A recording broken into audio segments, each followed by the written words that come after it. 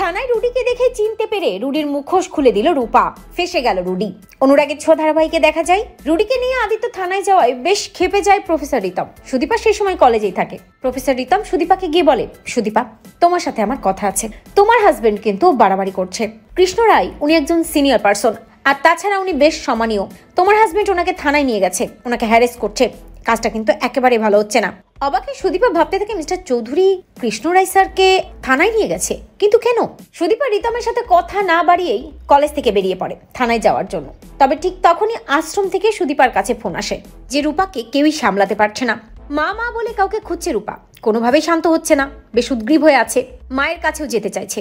সুদীপা বুঝতে পারে রূপা তো তার কথাই বলছে, যেহেতু রূপাই তাকে মা বলে ডাকে আর রূপা ও সুদীপাকে মা বলে ডাকে। তবে সুদীপাকে থানায়ও যেতে হবে। সুদীপা আশ্রমে যে ফোন করে তাকে বলে যে আমি আসছি, এক্ষুনি আসছি। এই বলে সুদীপা আগে থানায় না গিয়ে আশ্রমে যায় এবং সেখান থেকে রূপাকে নিয়ে সুদীপা বেরিয়ে পড়ে।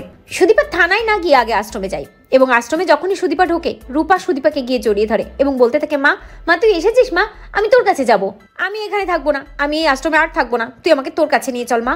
সুদীপা রূপাকে বলে, হ্যাঁ মা আমি আপনাকে নিয়ে যাব, আমি তো সেদিনই আপনাকে নিয়ে যেতে চেয়েছি, চলুন আজ নিয়ে যাব, তবে এখন আমাদেরকে একটু থানায় যেতে হবে। মিস্টার চৌধুরী কেন কৃষ্ণ স্যারকে নিয়ে থানায় গেল সেটা আমাকে জানতে হবে। এ বলে সুদীপা রূপাকে নিয়ে বেরিয়ে পড়ে আগে থানায় যাওয়ার জন্য। অন্যদিকে থানায় গিয়ে বেশ ক্ষেপে যায় রুডি। আদিত্যকে হুঙ্কার দিয়ে বলে, মিস্টার চৌধুরী আপনি কিন্তু ঠিক কাজ করছেন না, আমি কিন্তু আপনার এই চাকরি খুইয়ে দিতে পারি, আমার হাত অনেক দূর। তবে আদিত্য রুডিকে বলে, আপনার হাত কত দূর আমি জানি না, তবে আইনকে আপনি হাত শেখাবেন না, ক্ষমতাও শেখাবেন না। ভুলে যাবেন না আইনের ক্ষমতা অনেক বেশি, সবার ঊর্ধ্বে। তাই আপনাকে যতক্ষণ আমি এখানে আটকে রাখবো আপনাকে ততক্ষণ এখানে থাকতে হবে। রুডি আদিত্যকে বলে, কিন্তু আপনি দুটো ঘড়ি সেম দেখে আমাকে কোনোভাবেই হ্যারেস করতে পারেন না। আদিত্য যখন একেবারে রুডিকে ছাড়তে চায় না, রুডি তখন তার উপর লেভেলে ফোন করে এবং উপর থেকে আদিত্যর কাছে ফোন চলে আসে, অর্ডার চলে আসে রুডিকে ছেড়ে দেওয়ার। আদিত্য বাধ্য হয় রুডিকে ছেড়ে দিতে এবং রুডি আদিত্যকে বলে, কি পুলিশ অফিসার, বললাম না যে আমাকে আটকে রাখার ক্ষমতা আপনার নেই। এই বলে যখনই রুডি বের হতে যায় থানা থেকে, তখনই থানার মধ্যে ঢুকে আসে সুদীপা এবং রূপা। রূপাকে দেখতে পেয়ে রুডির মাথায় আকাশ ভেঙে পড়ে।